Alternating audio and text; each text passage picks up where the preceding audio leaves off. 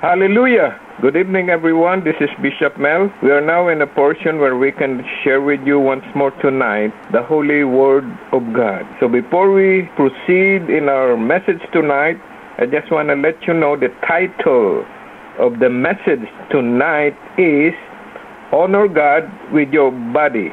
Honor God with your body. Our text tonight came from the book of 1 Corinthians chapter 6 verse 20. Let me just open up in prayer. Father, in the name of Jesus, thank you once more for this privilege, this opportunity that we can come together once more before your throne of grace, throne of power in healing, God. We give you praise today for the word that you have impressed upon my heart tonight. Oh God, your word is our sword, is the sword of your spirit. And it is the greatest weapon available for us to fight the good fight of faith. So thank you, Lord, for your word that is like fire, God. It's like a hammer that breaks rock in pieces. And we thank you, Lord, for this word tonight that I will be sharing, oh God, to your people, oh God. And thank you also, Lord, for this prayer line live, God. Establishing and even sustaining this ministry, God, for almost 5 years now. Lord, oh God, we respond to call every night to lift up every need that comes to this prayer line, God. So, Lord, I pray that you will grant us the grace, Lord, every night that we are here before your throne of grace, power and healing. So Lord, tonight, we just want to capture this precious moment before your holy throne, oh God, that we can give you all the glory, all the praises, and all the honor in Jesus' precious holy name. The title of the message again tonight is Honor God with Your Body. Text came from the book of 1 Corinthians chapter 6 verse 20. It says here, you were bought with a price. Therefore, honor God with your body. You know, we are confronted by a steady assault of sexuality through images, through messages, and through media about the human body, and by the idea that sexual purity is old-fashioned nowadays. God's word is very clear that we are to remain sexually pure. That's why the scripture covered in this message clearly identify sexual immorality, sexual practices God has declared as wicked and harmful to people and to the nation. God's word leaves no doubt about how everyone should regard the human body to be pure and to honor God of their body created by Him. So if you want to go to the book of Leviticus chapter 18 verse 1, you know, in this day and age, sex sells everywhere. Advertisers have known this for years. They capitalize on sex, and they have used sex to convince consumers to buy all kinds of goods they sell and they advertise. You know, movie producer obviously believe it too. R-rated or X-rated movies often receive high rating because of their sexual content. TV programs often include sex and sex scenes. Even music videos employ it in songs, lyrics, and even video games for adults and kids. So the sex and internet makes it readily available on computers. This sends a clear message today. Sexual immorality is acceptable or even cool in our world today. That's why in this message, some will say, is this message correct? Is sexual immorality the good thing this media often claim it to be? So once more, let's go to Leviticus chapter 18 verses 1 to 30. Open your Bible, Leviticus chapter 18 verses 1 to 30.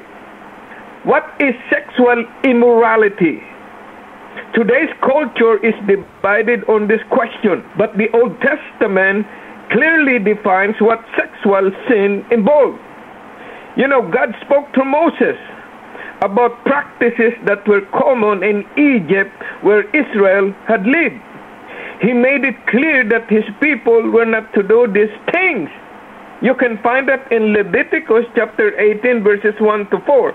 And verse 4 it says, "You must obey my laws and be careful to follow my decrees. I am the Lord, your God." So that's what it says here. Following God's instruction about these matters would give them life. So God described the sexual act He banned among His people. And listen to this. They include incest, sexual relation between close relatives. That's why you'll find in verse 6 of Leviticus 18, no one is to approach any close relative to have sexual relation. I am the Lord. Also, sexual activity including, listen to this, homosexuality and bestiality or animal sex with human were also banned during the time of Moses. You can find that in verse 19 to 23 of Leviticus 18.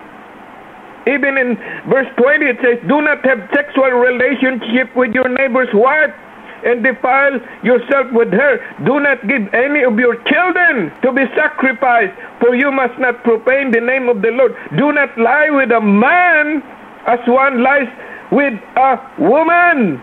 This is detestable." That's what it says here. So when God forbid these types of sexual activity, because they defile both the people who practice them and the land in which they live. So is this happening in this land? You know, so here just as these things brought God's judgment on the Canaanites, so they would bring His judgment on God's people even today in this land. So God commanded His people not to take part. He commanded His people not to take part in these kinds of sin.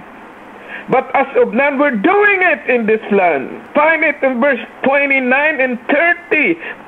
Verse 30, it says, "Keep my requirement and do not follow any of the detestable customs that were practiced before you came, and do not defile yourself with them. I am the Lord your God."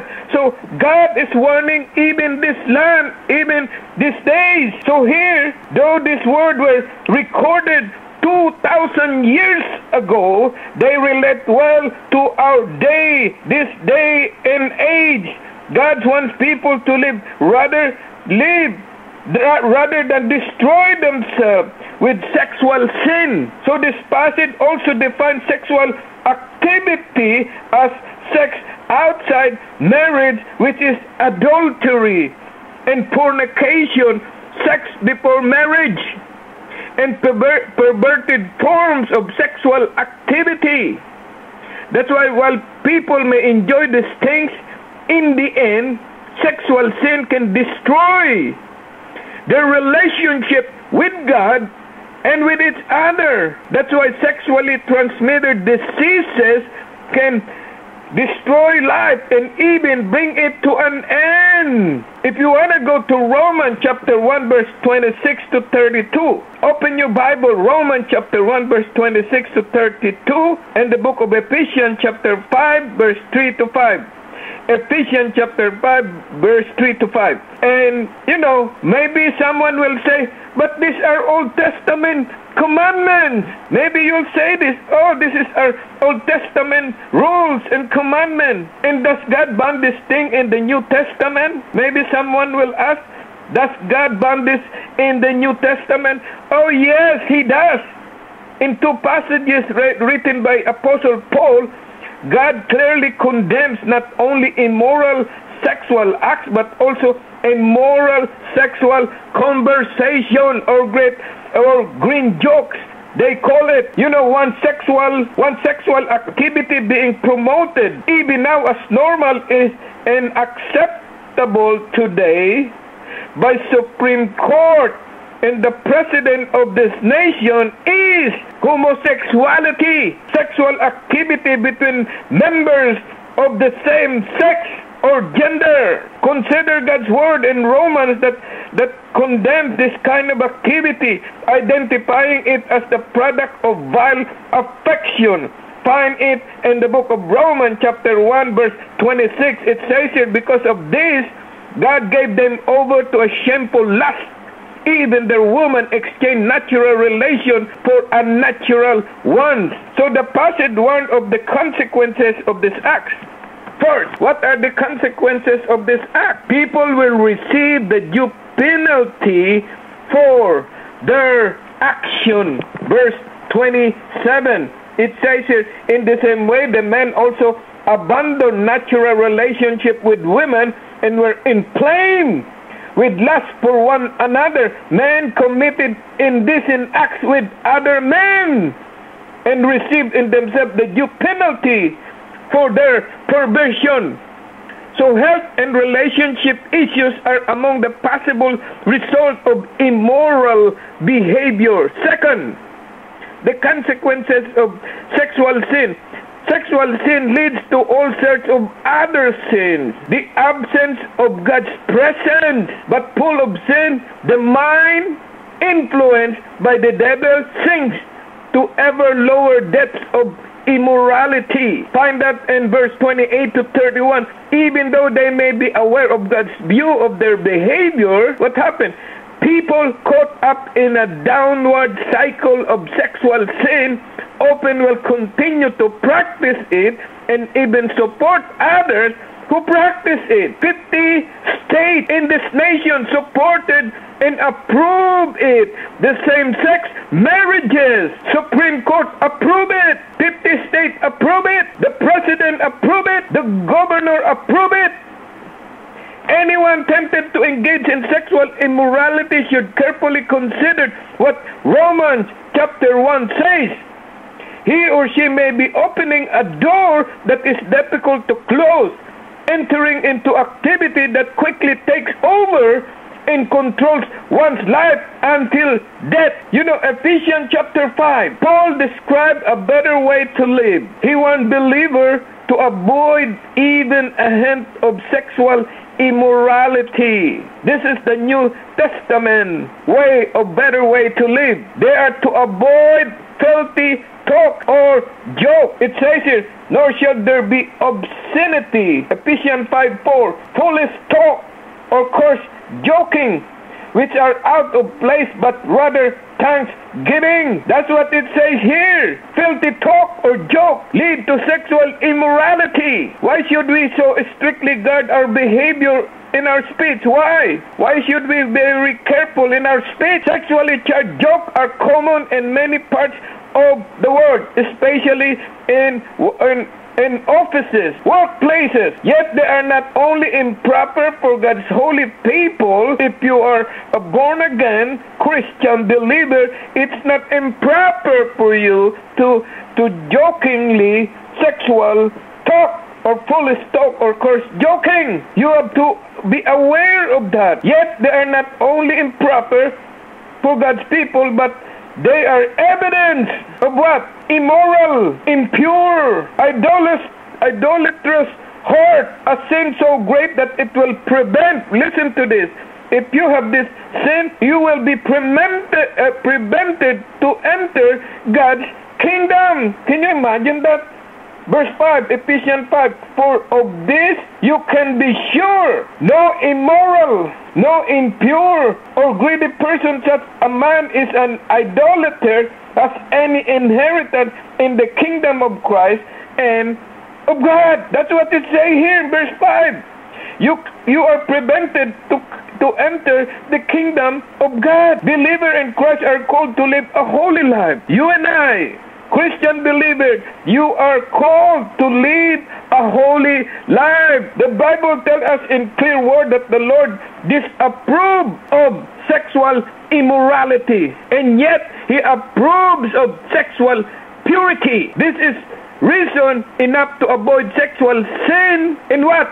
In your thoughts, in your words and in your action. Be aware of that. If you want to go to 1 Corinthians chapter 6 verse 12 to 20. Open your Bible, 1 Corinthians chapter 6 verses 12 to 20. Okay? You know, sexual immorality is a sin that involves the human body more than most other sins do. It involves the body that can be intimidated, oppressed by the devil. You know, we are composed of tripartite, composed of three elements. And what are those? Spirit, body, and soul. The spirit is owned by the Lord God, by the Lord when we got saved. But the devil can influence your body and your soul. That's why sexual immorality is a sin that involves the human body more than most other sins do. This causes some to what? To argue that the body is a personal matter. Whatever individuals do with their bodies, they claim is their own business. No, they don't want God to interfere in their life. They want God out of their life. That's why they said it's their own business. But they should be careful. Why? The Bible opposes this kind of thinking. Paul dealt with the sexual argument of his day. In 1 Corinthians chapter 6 verse 12, even though society may permit such behavior, it does not benefit those who engage in it. No way. And even he spoke of the effect of sexual sin. It will finally, what?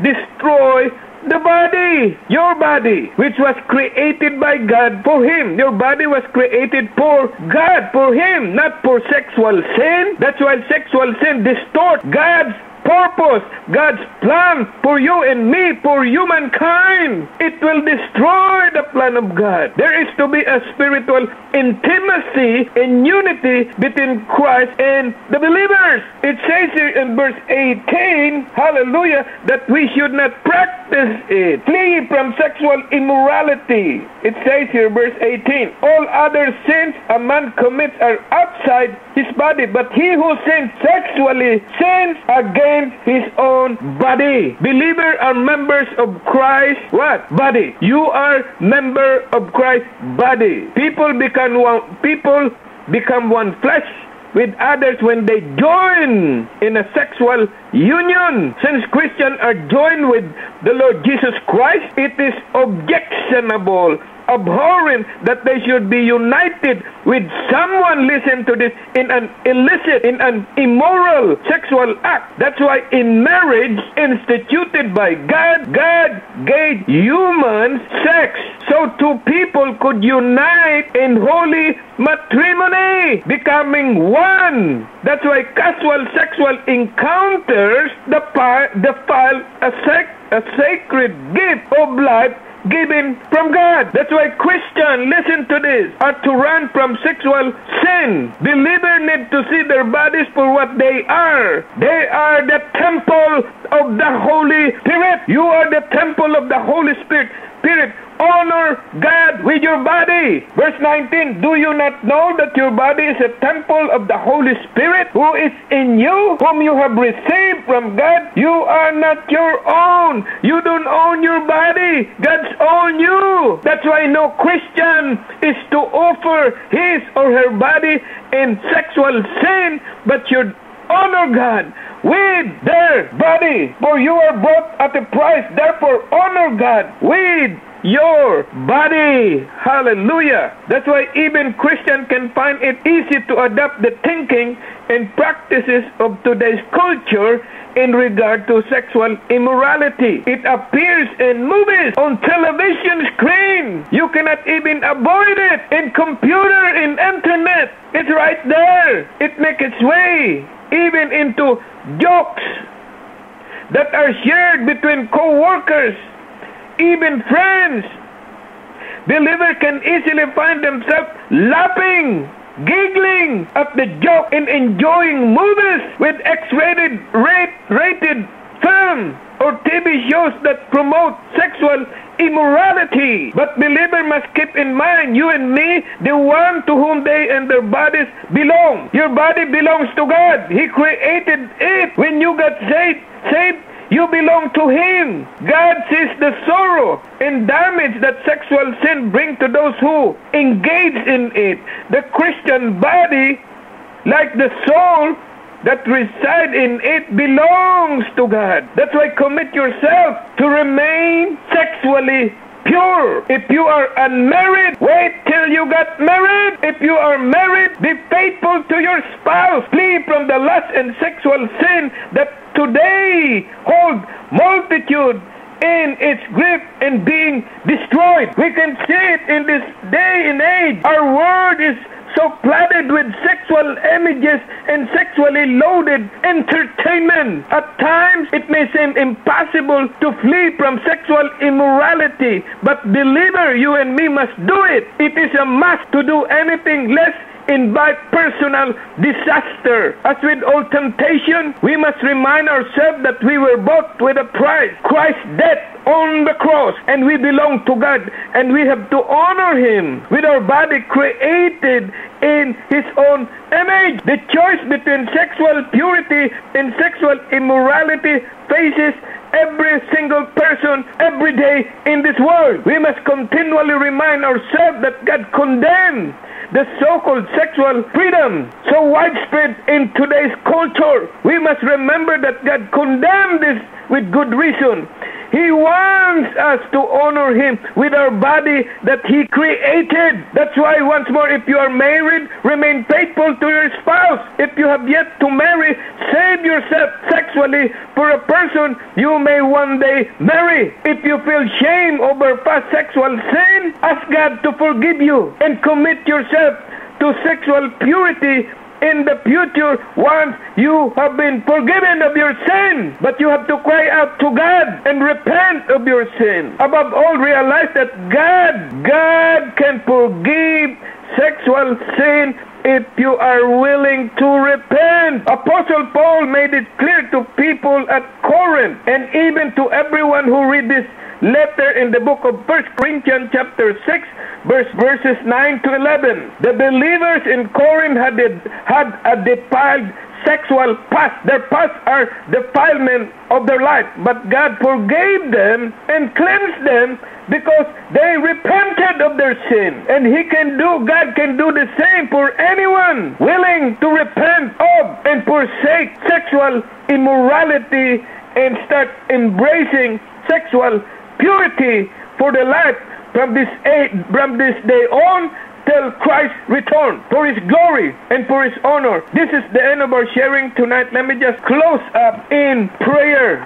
Hallelujah. Father, in Jesus' name, with all of your mercies and grace, we make a decisive dedication of our body, presenting all members and faculties of our body as a living sacrifice, holy, consecrated, and well-pleasing to you, God, which is our reasonable service and spiritual worship. It is not in our own strength, for it is you, Lord, who is all the while effectually at work in us, creating in us the power and desire to work for your good pleasure and satisfaction and delight. So, Father, we will not draw back or shrink in fear, for then your soul would have no delight or pleasure in us. We were bought for a price, Lord. That's why we want to honor you with our body, God, and bring glory to your name. We called on you in the day of trouble, Lord. You deliver us, and we shall honor and glorify you for the rest of our life, God. As a bondservant, as a Christian believer, we receive and develop, God, talents,